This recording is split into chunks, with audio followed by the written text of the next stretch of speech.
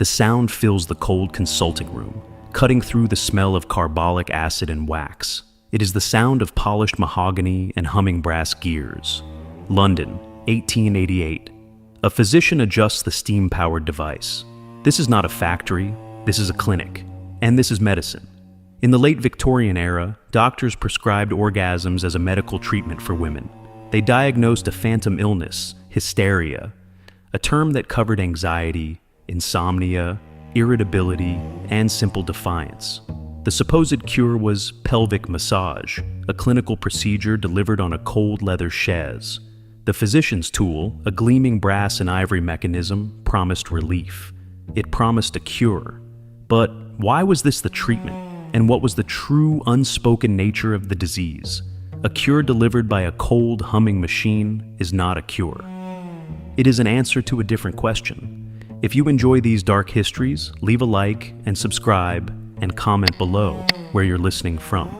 And now, back to the story. The diagnosis was the first act of captivity. It began not in a stone dungeon, but in the cold, wax-polished quiet of a Harley Street consulting room, or the gray, echoing wards of the Salpêtrière in Paris under Dr. Charcot. The patient was not seized by guards. She was examined by a physician. She was measured, and she was labeled hysteria. The word itself was a cage, derived from the Greek hystera, meaning uterus. The ancients believed the womb wandered the body, a starved animal causing chaos. By the 19th century, the theory was more sophisticated, a disorder of the nerves, but the prejudice remained carved in stone. The diagnosis was a mark, an institutional renaming. It reframed a woman's personality as pathology. Grief became melancholia. Intelligence became overstimulation. Trauma, boredom, or frustration became a malfunction of the flesh. A woman who argued, a woman who read unsuitable novels, a woman who refused a husband, all were candidates for the label. The institution was not a prison of iron bars, but one of paper, authority, and medical consensus. Once diagnosed, the woman entered the system. Her intake forms were filed. Her complaints were transcribed into cold ledgers, the ink drying black. She was no longer a person. She was a case study, a name on a brass plate outside a private door, a body on an examination table. Her words were not testimony. They were symptoms to be recorded. In Paris, physicians displayed their hysterics in public lectures, demonstrating their seizures and paralyses to amphitheaters filled with men. The women became living exhibits, their bodies belonging not to themselves, but to the narrative of the disease. But there is a quiet will to resist. It is not found in grand speeches. It is found in the margins of case files, in the brief, dismissive notes of the physician. A patient who refused to perform her symptoms on cue. A woman who met the doctor's probing gaze with cold, clear eyes. A patient who simply fell silent, refusing to supply the words that would condemn her. But how does one fight an enemy who wears the mask of a healer? This resistance, however, was often futile. It was merely interpreted as another symptom of the same sickness, defiance, or a morbid state. And so, the system offered its mercy. It was not a violent subjugation, it was a treatment. It was offered with the cool, paternal confidence of scientific progress. A clinical application, a pelvic massage, designed to induce the hysterical paroxysm. This, the doctors claimed, was the only way to release the toxic, built-up nervous tension, to restore balance to the overwrought female system. The price for this mechanical mercy was simple: acceptance. The patient had to accept that her mind, her feelings, her very identity were sick. She had to concede that the doctor, with his cold hands or colder machines, knew her body better than she did. The cure was always temporary. The tension always returned. The appointments continued. Week after week, the fees paid, the brass and ivory machine humming its steady metallic song. What kind of illness is cured by the thing that defines it? The trial was not held in a court of law. It was held in the physician's office, week after week. The condition was stated openly, though never in such blunt terms. Comply and be called stable. Suffer the clinical touch, the cold brass of the manipulator, or the physician's own hand, and be allowed to return home. Resist, call it what it was, or fail to release. and be marked as intractable. The prescription was clear: participate in your own subjugation. The alternative was the rest cure, the gray wards of the sanatorium, or the surgical removal of the womb itself, the final act of erasure. The pressure began softly. The doctor's paternal disappointment, the husband's frustration, the gentle suggestions that her nervousness was upsetting the household. Then came the deprivation, removal from society, forced bed rest in a darkened room for weeks, fed only milk and broth.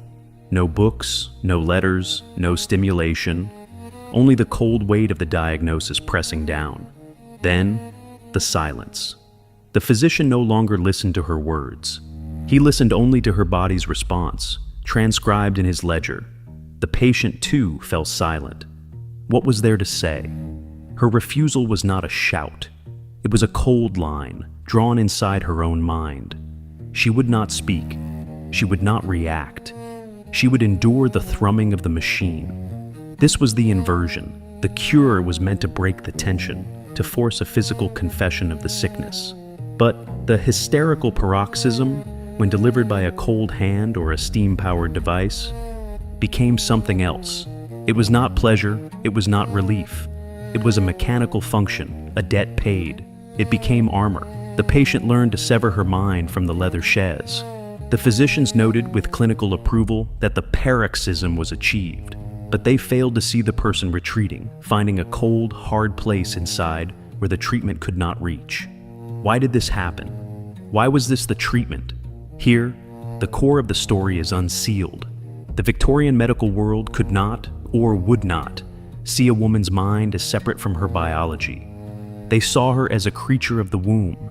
They believed her intellect, her desires, and her anxieties were governed by a hydraulic system of nervous energy that, if blocked, turned toxic. They did not believe women had orgasms for pleasure. They believed the paroxysm was a purely functional, mechanical release valve. It was not medicine, it was engineering. If a woman was anxious, she was not worried about her finances, her confinement, or her lack of rights. She was, in their ledgers, simply congested. The physician, with his machine, was merely clearing the pipes. This is why the machine was invented. A physician in the 1880s, Dr. Joseph Mortimer Granville, patented the first electromechanical vibrator. He intended it as a labor-saving device for doctors whose hands grew tired from the tedious work of manual massage. The price, hinted at before, is now paid in full. It was not money. It was not submission. The price was the woman's self. To be cured, she had to accept that her personality, her anger, her intellect, her sadness was not her. It was a disease. She had to agree to be hollowed out, leaving only a functioning, compliant biological machine. The treatment did not cure the illness. It taught it. It taught the patient that her body and herself were at war. And the physicians kept their notes, written in cold, black ink, never realizing what they were truly building. They were not building a cure. They were documenting a failure. What power is found in a thing that is mislabeled? The machine of brass and ivory is gone, rusted or sold for scrap. The leather chaise is torn and discarded. The physician's ledgers, with their cold black ink, are filed away. But something else remains. In an archive, or perhaps a forgotten attic trunk, beneath folded linen smelling of lavender and dust, lies a different record. Here is the evidence. It is not an official file. It is a small, velvet-covered diary, its lock broken. The paper is thin, the ink faded to brown. This is the hidden sign, the counter-narrative to the physician's ledger.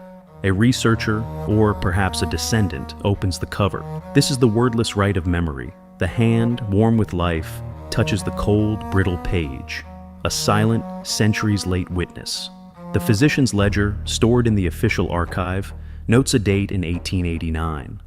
Patient B, presented with high nervousness, weeping, pelvic massage administered, hysterical paroxysm achieved after 11 minutes, patient calm, dismissed. The velvet diary, dated the same day, tells the hidden truth.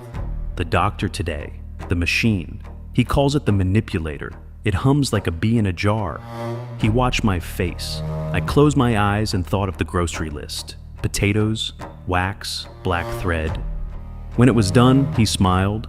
He said I was much improved. He will allow me to have tea in the garden tomorrow. The entries continue, page after page. They are not the rants of a hysteric. They are the cold, clear-eyed observations of a prisoner. How does a sane person document an insane world? The diary does not speak of nervous energy or wombish vapors. It speaks of the price. It details the calculations of compliance. This was the hidden truth. The women were not mad. They were managing. They were trapped in a system that had labeled their intellect, their grief, and their frustration as a disease. The only way to navigate that system was to perform the role they were given. The paroxysm was not a cure. It was not a release. It was currency. It was a mechanical function, performed in exchange for small freedoms.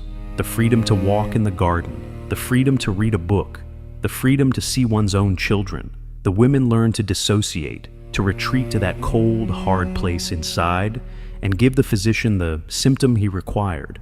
The machine of brass and ivory did not cure hysteria. It simply taught sane women how to simulate the cure.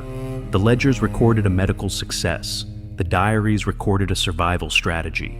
The illness was not in the patient. It was in the cold eye of the observer. The final entry is short, the ink slightly blurred. He says, I am cured. I am allowed to go home. But the diary is not finished. After that last entry on the final page, a single line is added, as if in different ink months later. What is a cure that costs you the truth? The erasure is not violent. It is administrative. In the physician's ledgers, the entries for the cured patients simply stop. The black ink moves on to new names, new cases of hysteria. The women who paid the price, who learned to perform the cure, are dismissed. Their stories vanish from the official record. Their cure was the end of the file. Their silence was recorded as success. The institution had no interest in the life that came after, the cold, hard place the patient had built inside herself. The machine had hummed. The paroxysm was achieved. The case was closed. The distant witnesses remain. They are not in the medical archives. They are the velvet-covered diaries in attic trunks. They are the whispers in family histories, the difficult great-aunt, the nervous grandmother who spent a season in a sanatorium and never spoke of it.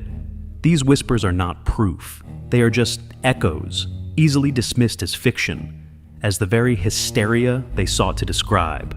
The official record, bound in leather and smelling of wax, contradicts them with the full weight of scientific authority. And so, the opening image returns. Sound, the distant faint echo of a steady mechanical thrumming. The sound of the brass and ivory machine. It is no longer in the cold consulting room. It is an echo, a vibration left in the stone. It was never the sound of a cure. It was the sound of a diagnosis.